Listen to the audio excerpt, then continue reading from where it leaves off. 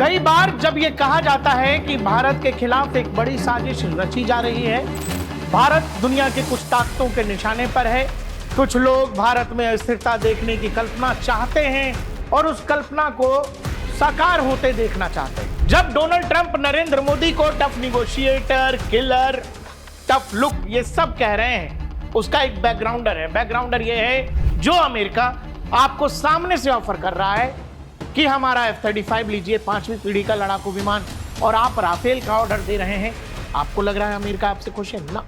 आपको लग रहा है कि नॉर्थ ईस्ट से जो अमेरिकन और यूक्रेनियंस पकड़े गए, जो ड्रोन टेक्नोलॉजी पर काम कर रहे थे, ड्रोन वॉरफेयर पर लोगों को, उग्रवादियों को सिखा रहे थे, वो सब वैसा ही है? इसका मतलब आप ये समझिए कि इटली में जॉर्जिया मेलोनी और जर्मनी के चांसलर या स्पेन के प्रधानमंत्री, इन सब के लिए अमेरिका अब मुश्किलें खड़ी करेगा। बहुत सारे लोगों को आश्चर्य लगता है, उनको लगता है कि अरे ये तो बेकार की बातें हैं। आपको ऐसे ही लगता है कि ये तिलचट्टे वाकई में नीट के बच्चों के लिए बैठे हैं, जो कह रहे हैं कि हम तिलचट्टे हैं। कॉकरोच कहे कि हम अच्छा काम करेंगे तो ये तो बड़ा अजीब है। खैर, बात हम तिलचट्टों की करने नहीं आए। अगर आप भारत के पड़ोसी देशों को देखें, ये इसलिए ताकि सनद रहे, म्यांमार क्या है, वहां सैन्य शासन है। बांग्लादेश, हमने देखा बांग्लादेश में क्या हुआ। नेपाल की जनजी क्रांति अभी अभी है। पाकिस्तान में इमरान खान चुना गया प्रधानमंत्री जेल में है। आप जब चारों तरफ देखेंगे, भारत के आस पड़ोस जहां चुनी गई सरकारें थीं, वहां अव्यवस्था फैलाई गई, भीड़ सड़कों पे आई, आगजनी हुई, हिंसा हुई। लोगों ने कहा यह है क्रांति। हमारे यहां बैठे कलाकारों ने कहा कि जो बांग्लादेश वाली क्रांति है वो हमारे यहां होनी चाहिए। नेपाल में जब वहां की यूथ ने वहां के संसद को फूंक दिया, लोगों ने कहा कि यह हमारे यहां भी होना चाहिए। क्या आपने कभी यह सोचने का प्रयास किया कि आखिर भारत के अड़ोस पड़ोस में यह सिचुएशन पैदा क्यों की जा रही है? और क्या आपके यहां, यानी क्या भारत में यह करने का प्रयास नहीं हुआ? सिलसिलेवार रूप से समझेंगे, लेकिन आज फिर यह बताने की जरूरत क्यों आन पड़ी है कि यह बात वाकई सीरियस है। अब आप याद करिए, हाल फिलहाल G7 की बैठक के बाद डोनाल्ड ट्रंप ने एक बैठक में क्या कहा? यह कहा, बैठक नहीं माफ करिए, इंटरव्यू में उनसे पूछा गया कि बताओ दुनिया के 2 सबसे ताकतवर नेता तुम्हारी नजर में कौन? डोनाल्ड ट्रंप ने कहा नरेंद्र मोदी। दूसरा उन्होंने कहा शी जिनपिंग। एंकर ने पूछा नरेंद्र मोदी क्यों? डोनाल्ड ट्रंप कहते हैं कि यार वो आदमी पिछले 12 सालों से भारत का प्रधानमंत्री है, बेहद लोकप्रिय है, टफ निगोशिएटर है, सामने से सॉफ्ट दिखता है लेकिन अंदर से बेहद टफ है, एकदम किलर आदमी है। ये बात खुद नरेंद्र मोदी के बगल में बैठकर भी ट्रंप ने कही थी। So you look at this man. I'll give you a lesson. He's the most beautiful looking man. He looks so nice. He's like an angel. But actually, he's as tough as he's a killer. I don't want to. He's a killer. जब Donald Trump Narendra Modi को tough negotiator, killer, tough look ये सब कह रहे हैं, उसका एक बैकग्राउंडर है। बैकग्राउंडर ये है कि भारत अमेरिका ट्रेड डील अभी भी अधड़ में है। भारत ने रोका हुआ है। भारत अड़ा हुआ था ट्रेड डील पर, जिस दौरान डोनाल्ड ट्रंप रोज भारत पर टैरिफ का खेल खेल रहे थे। यह सब कुछ चल रहा था। ऑपरेशन सिंदूर के बाद डोनाल्ड ट्रंप ने जिस लेवल पर जाकर बकवास की, भारत ने कभी जवाब नहीं दिया, लेकिन जो जवाब आया वो एक्शन के रूप में आया। और यही कारण है, उसका एक बैकग्राउंडर है जो डोनाल्ड ट्रंप कह रहे हैं। देखिए ना, Trump asked which world leader he admires most, he picks PM Modi and Xi Jinping. Modi tough cookie, great leader who has been in power for over 12 years, says Trump. Donald Trump, जिनका ये America में दूसरा term है बतौर राष्ट्रपति, वो ये कह रहे हैं कि 12 साल से वो आदमी प्रधानमंत्री। आपको ये सब तारीफ के रूप में लग रहा होगा। पहली बार में तो ये तारीफ ही लगता है, लेकिन आप खुद को अगर ट्रंप की जगह रखें तो क्या आपको लगता है कि ये बात जो वो कह रहा है कि नरेंद्र मोदी टफ लीडर हैं, इस बात से ट्रंप खुश है? इस बात से अमेरिका खुश है? वो भारत जो ट्रेड डील में अमेरिका के सामने सीना ताने खड़ा है कि हम हमारा एग्रीकल्चर सेक्टर नहीं खोलेंगे, हम हमारा डेयरी सेक्टर नहीं खोलेंगे, आपको लगता है अमेरिका इस बात से खुश है? वो अमेरिका जो आपसे कह रहा है कि आप रशियन एयर डिफेंस S-400 या S-500 मत लीजिए, हमसे हमारा एयर डिफेंस लीजिए। आप ले रहे हैं S-400, जो अमेरिका आपको सामने से ऑफर कर रहा है कि हमारा F-35 लीजिए, 5वीं पीढ़ी का लड़ाकू विमान, और आप राफेल का ऑर्डर दे रहे हैं। आपको लग रहा है अमेरिका आपसे खुश है? ना, वो आपसे खुश नहीं है। और जब आपको मैंने मैप दिखाया तो आपको यह समझ आना चाहिए कि वो प्रयास भारत में भी हुए हैं। हर प्रयास को आपने नाकाम किया है, हर प्रयास को आपने नेस्ता नाबूद किया है। आपको लग रहा है कि नॉर्थ ईस्ट से जो अमेरिकन और यूक्रेनियंस पकड़े गए, जो ड्रोन टेक्नोलॉजी पर काम कर रहे थे, ड्रोन वॉरफेयर पर लोगों को, उग्रवादियों को सिखा रहे थे, वो सब वैसा ही है। आपने हर स्तर पर, बहुत अलग अलग स्तर पर भारत की एजेंसियां लड़ रही हैं। और भारत जब ट्रेड डील पर लड़ाई लड़ रहा है अमेरिका से, दूसरी तरफ एक खुफिया वॉर भी लड़ रहा है, और वहां अमेरिका को बहुत कड़ी टक्कर मिली है। और यही कारण है कि यह कहना पड़ रहा है। अब आप आइए आगे, जो आपको भरोसे को यह पुख्ता कर देगा कि अमेरिका जब अपने जो खास दोस्त हैं उनके यूरोपियंस, जब वो उनके नहीं हैं, तो फिर आप इस चक्कर में कहां पड़े हैं कि अमेरिका आपकी सरकार को ऐसे ही छोड़ देगा। वो इतने ताकतवर लोग हैं, उनकी पैठ इतनी जड़ों तक है कि अभी अभी जो ब्रिटेन की पीएम का इस्तीफा हुआ स्टर्मर का, उस इस्तीफे से कई घंटे पहले डोनाल्ड ट्रंप ने सोशल ट्रुथ पर लिख दिया। वो आदमी आकर इस्तीफा देता, उससे पहले उस इस्तीफे की घोषणा कौन करता है? Donald Trump. Keir Starmer will resign as prime minister of the united kingdom. He failed badly on the two very important subjects, immigration and energy. I wish him well, President DZT.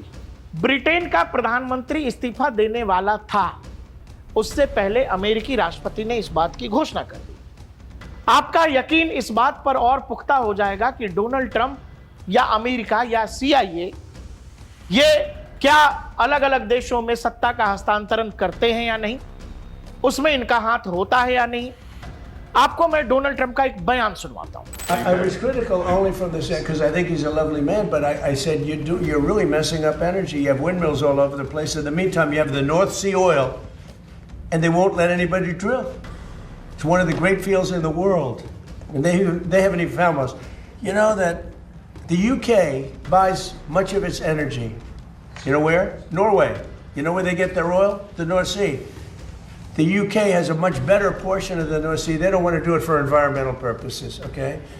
And I told him he's a very nice man. I mean, sort of a friend of mine. I mean, he was not good to us with NATO, Pete, right? He said we can't use the island to land. That was the first. जी हां, America का राष्ट्रपति खुले में कह रहा है कि मैं स्टर्मर से नाराज था, उसकी पॉलिसी से नाराज था, उसको जाना पड़ा। आगे वो जोड़ रहे हैं कि मैं इटली से भी बेहद खुश नहीं हूं, मैं जर्मनी से बेहद खुश नहीं हूं, मैं स्पेन से भी ज्यादा खुश नहीं हूं। इसका मतलब आप समझते हैं? इसका मतलब आप ये समझिए कि इटली में जॉर्जिया मेलोनी और जर्मनी के चांसलर या स्पेन के प्रधानमंत्री, इन सब के लिए अमेरिका अब मुश्किलें खड़ी करेगा। ट्रंप सामने से कह रहे हैं, वो सामने से कह रहे हैं कि ये जो स्टर्मर था वो कोई चर्चिल थोड़ी था। मैं बेहद नाराज हूं। अब आप ये सोचिए कि ये नाटो के अलाइज हैं, सब यूरोप अमेरिका सब सहयोगी हैं, डिफेंस पार्टनर्स हैं, एक थाली में बैठ के खाते हैं। अगर ट्रंप को स्टर्मर पसंद नहीं आया तो स्टर्मर को इस्तीफा देना पड़ा है। जॉर्जिया मेलोनी, जिसके लिए ट्रंप ने यह कहा कि she probably happy I talked to her, I didn't have to talk to her, she begged me to take a photo with her, she wanted a photo with me so much I would not have even done it, but I felt sorry for her.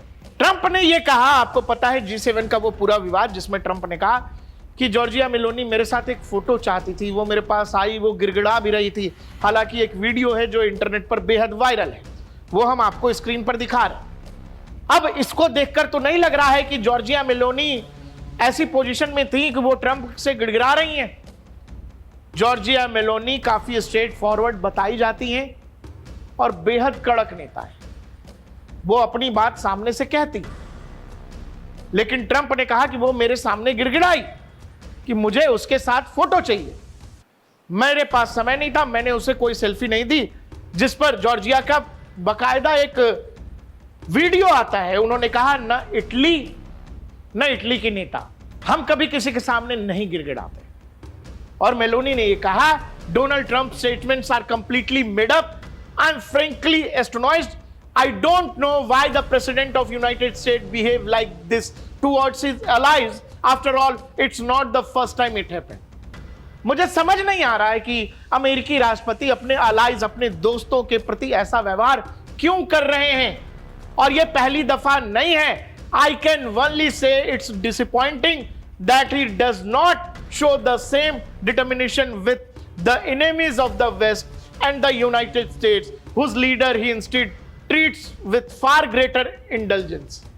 She said, there is one thing he should remember, neither I nor Italy ever beg. बोला, भाई जो Europe के दुश्मन है, तुम उनसे तो ऐसे बात नहीं करते हो, और ना मैं ना मेरा देश, हम कभी किसी के सामने नहीं गिड़गिड़ाते हैं। और हमने आपको लेटेस्ट धमकी जो ट्रंप की आई है, बगल में नाटो का जो चीफ है वो बैठा है, नाटो सैन्य संगठन का जो चीफ है वो बैठा है, उसके सामने वो कह रहे हैं कि स्टर्मर तो चला गया, विंस्टन चर्चिल कोई था नहीं वो। मैं इटली से भी बेहद नाराज हूं, और जर्मनी से नाराज हूं, स्पेन से नाराज हूं। जब अमेरिकी राष्ट्रपति यूरोपीय देशों के बारे में ये सामने से कह रहे का मतलब ये है कि मैं नाराज हूं, अब मैं तुमको दिखाता हूं, अब देख मैं क्या करता हूं। भाई, यूके के प्राइम मिनिस्टर ने इस्तीफा नहीं दिया है, अमेरिका ने घोषणा कर दी। आप समझो कि ये तंत्र काम कैसे करता है। ये जो पूरा सिस्टम है जिसको अमेरिकी सुपरमेसी कहते हैं, वो सुपरमेसी काम कैसे करती है। वो सुपरमेसी में कहीं हाँ ना का सवाल नहीं है। आप अमेरिका के साथ खड़े नहीं हैं, आप उसकी हाँ में हाँ नहीं मिला रहे हैं, तो अमेरिकी क्या करते हैं, ये डोनाल्ड ट्रंप दुनिया को खुला बता रहे हैं। अब आइए अपनी उस बात पर जो मैंने पहले भारत का मैप दिखाते हुए कहा। आपके यहां ये प्रयास हुए हैं, बार बार हुए हैं, लेकिन वो सफल नहीं हुए। और अब वो क्या कह रहे हैं, टफ निगोशिएटर है, टफ आदमी है। और इसीलिए फिर आपको यह समझना पड़ेगा, वो चाहे ये तिलचट्टों की कहानी हो, या इससे पहले सीए एनआरसी हो, किसान आंदोलन हो, राफेल का मुद्दा हो, पहलवान आंदोलन हो, ये जितनी भी चीजें आपको दिखाई देती हैं, इन सब में कहीं ना कहीं एक बाहरी इंफ्लुएंस है। 2024 के लोकसभा चुनाव के दौरान डोनाल्ड लू जो फेमस है किसके लिए, रिजीम चेंज ऑपरेशंस के लिए, वो आदमी जहां जाता है वहां सत्ता का परिवर्तन होता है। वो डोनाल्ड लू भारत में मौजूद होता है। सोचिएगा क्यों, सोचिएगा। 2024 लोकसभा चुनाव के दौरान प्रधानमंत्री ने मंचों से इंटरव्यूज पे कहा कि बाहरी शक्तियों को बचना चाहिए, वो कोशिश कर रही हैं भारत के चुनावी लोकतंत्र को प्रभावित करने के लिए। यह सब हुआ है मेरे भाई। और जब मामला 240 पर अटका तो फिर उनको यह लगा कि अब तो यहां किया जा सकता है। लेकिन जब अब मामला ऐसा हो गया है कि चुनाव दर चुनाव, अब तो बंगाल में जो कुछ हुआ, आप समझो कि बंगाल में बीजेपी जीतती है और उसकी बधाई अमेरिकी राष्ट्रपति दे रहा है। एक राज्य के चुनाव की बधाई। क्या वो राज्य अमेरिका के लिए महत्वपूर्ण है, अमेरिकी तंत्र के लिए महत्वपूर्ण है? आप सोचिएगा कि बंगाल की बधाई अमेरिका का राष्ट्रपति क्यों दे रहा है, और अमेरिकी राष्ट्रपति जब तारीफ कर रहा है, क्यों? अभी शी जिनपिंग की तारीफ कर रहे हैं। शी जिनपिंग ने क्या किया डोनाल्ड ट्रंप के साथ? डोनाल्ड ट्रंप पूरा अमेरिकी आर्थिक तंत्र लेके चले गए थे। हर अमेरिका का अरबपति चाइना में था, लेकिन चीन ने दिखाया ठेंगा, कुछ भी नहीं मिला। जगह जगह बेइज्जत किए गए, जगह जगह एकदम ठंडा रिसेप्शन। दूसरी तरफ रूबियो भारत आते हैं, अमेरिका का विदेश मंत्री है, रूबियो को भारत देता है ठंडा रिसेप्शन। यह सब क्यों हो रहा होगा, सोचिएगा। हमने पहले भी बताया है, बताने चले जाएंगे तो विषय से विषयांतर होंगे, वीडियो बड़ी हो जाएगी, कोई मतलब नहीं है। रूबियो को कायदे से समझाया गया है कि ठीक हो यार, आप सुपर पावर हो, हम आपकी बात सुनते हैं, जवाब भी नहीं देते, लेकिन हर बार हमारे आंतरिक मामलों में, हमारी फॉरेन पॉलिसी में हम तुम्हारी कुछ नहीं सुनेंगे और फिर जवाब कायदे से मिलेगा। अगर इस बेइज्जती से बचना चाहते हो तो फिर बचो, यह समझाया गया। और यही कारण है कि ट्रंप कह रहे हैं कि नरेंद्र मोदी या भारत, 12 साल से भारत में एक ही प्रधानमंत्री है, अमेरिका को यह बात रास आएगी क्या? भारत डिफेंस प्रोडक्शन में आगे बढ़ रहा है। 2030 तक भारत 1 लाख करोड़ से ज्यादा का हथियार दुनिया में भेजने लगेगा, निर्यात करने लगेगा। आपको लग रहा है कि दुनिया के जो बड़े मेजर प्लेयर्स हैं डिफेंस के, उनको यह पसंद आएगा? नहीं पसंद आएगा। और इसीलिए आप जो हाल फिलहाल कहानी देख रहे हैं, बंगाल चुनाव के नतीजों के बाद तमाम पॉलिटिकल पार्टियों में हड़बड़ी है, टूट फूट है, टीएमसी बर्बाद हो चुकी, टीएमसी का जो गुट था वो एनडीए को समर्थन दे रहा है, दूसरी तरफ शिवसेना का जो उद्धव गुट था वो टूट चुका है, उसके सांसद एनडीए के साथ आ गए। ये जो हलचल दिख रही है आपको, ये हलचल भविष्य की तैयारी है, क्योंकि ये बात तय है कि जो अमेरिका अपने दोस्तों को सीधे धमका रहा है, वो इटली को धमकी दे रहा है, जर्मनी को, फ्रांस को, मैक्रों को तो क्या क्या नहीं बोल चुके हैं डोनाल्ड ट्रंप पिछले कुछ सालों में। मैक्रों का तो प्राइवेट चैट, जो डोनाल्ड ट्रंप को मैक्रों ने लिखा था, वो प्राइवेट चैट डोनाल्ड ट्रंप ने पब्लिक कर दिया था। तो आपका सामना वैसे अमेरिका से है और भारत इसीलिए हर कदम फूंक फूंक के रख रहा है। अगर आप ये समझ पा रहे हैं तो लोगों को लगता है कि डोनाल्ड ट्रंप ने कुछ कह दिया, मोदी जी क्यों नहीं बोल रहे हैं, भारत क्यों नहीं बोल रहा है। भारत जो बोल रहा है, भारत का जवाब देने का तरीका अपना अलग है। भारत अलग तरीके से चीजों को आंसर कर रहा है और यह बात अमेरिका को बाद में समझ आ रही है। वो जब फंस जाते हैं तब उनके समझ में आता है, वो चाहे ट्रेड डील का मामला हो या फिर कोई और मामला हो। भारत जवाब दे रहा है। बंगाल का चुनाव था और चुनाव से 6 महीने पहले नॉर्थ ईस्ट से बड़ी गिरफ्तारी होती है मणिपुर से, जिसमें सीआईए का वो लगातार वहां पर जो है, जो विद्रोही गुट है, उनको ड्रोन वॉरफेयर की ट्रेनिंग देता है यूक्रेनियंस के साथ मिलकर। क्या आप ये समझ पा रहे हैं? रूबियो अमेरिका से कलकत्ता क्यों उतर रहे हैं? और कलकत्ता उतर रहे हैं तो भारत का एक सचिव स्तर का अधिकारी भी एयरपोर्ट पर नहीं है। क्यों नहीं है? एक ग्लोबल गेम है, बड़ा गेम है, बड़े खिलाड़ी हैं, उसमें एक प्लेयर भारत भी है। तो हमारे समय पे हम हमारी चाल चल रहे हैं। अभी जो आपको दिखाई दे रहा होगा कि क्यों भारत सरकार 2/3 बहुमत के चक्कर में है, वो वही भविष्य के खतरे को लेकर, कि भविष्य में पता नहीं, हो सकता है नीतीश कुमार इधर उधर हो जाए, हो सकता है चंद्रबाबू नायडू इधर उधर हो जाए।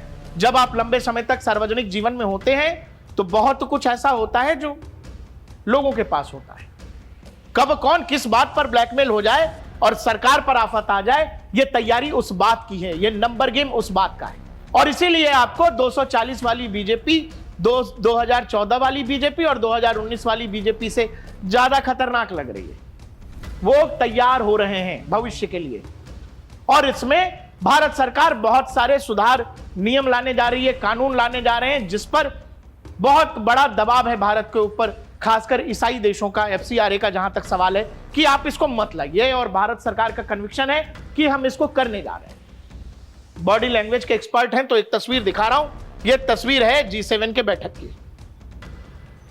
जरा देखिए क्या मतलब है इस तस्वीर का। कुछ एक्सपर्ट जो हमारे वीडियो देख रहे होंगे वो बताएंगे कमेंट सेक्शन में।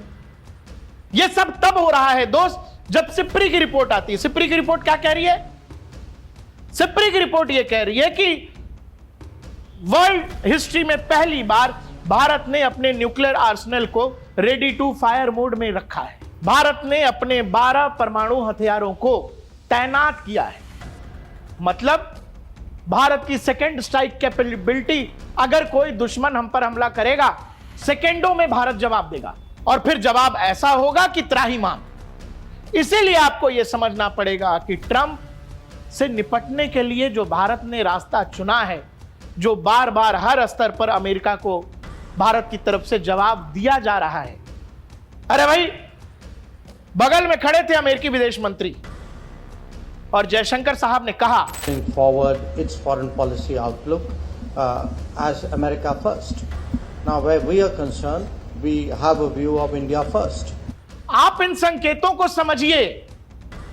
रूबियो बगल में खड़े हैं, जयशंकर साहब ने कहा कि ऐसा है, अमेरिका की पॉलिसी है, ट्रंप की पॉलिसी है अमेरिका फर्स्ट, वैसे ही भारत की पॉलिसी है इंडिया फर्स्ट। ये डायरेक्ट मैसेज है। ट्रंप यूरोप से लेकर मिडिल ईस्ट जहां जो चाह रहे हैं वो कर रहे हैं। उनका ईगो हर्ट हो जाता है चीन में जाकर, उनका ईगो हर्ट हो जाता है इंडिया में आकर। कोशिश बहुत सारी हुई है, अलग अलग तरीके से हुई है, लेकिन अभी तक पार पा नहीं रहे हैं, कोई रास्ता नजर नहीं आ रहा है। और इसीलिए वो बार बार सामने से कहते हैं कि Narendra Modi is a tough negotiator, he is a total killer. वो दरअसल एक मैसेज है कि ठीक है, मैसेज है कि ठीक है, अभी आप ऐसे हैं लेकिन हम बताएंगे। ट्रंप कोई तारीफ नहीं कर रहे, अमेरिकी थिंक टैंक कोई तारीफ नहीं कर रहा, जब वो अपने दोस्तों के साथ ऐसा कर सकते हैं। तो इसीलिए बार बार इशारों में भारत सरकार या अलग अलग स्तरों पर आपको हमको बताया जाता है कि एक देश के तौर पर हमें बड़ा सुरक्षित रहने की जरूरत है, संयमित रहने की जरूरत है और जगे होने की जरूरत है। क्योंकि जब आपकी स्पीड तेज है, जब आपकी आर्थिक गति तेज है, बहुत सारे लोग हैं जो आपको रोकना चाहते हैं। क्योंकि अमेरिका की तरफ से अपर लेवल, जो हायर लेवल है वहां का, वहां से कहा गया कि हमने चीन वाली गलती भारत के साथ नहीं करनी है। क्या आप इसका मतलब समझते हैं या नहीं? हमें कमेंट सेक्शन में लिखिएगा। देखते रहिए DNP इंडिया, हर खबर भरोसे के साथ।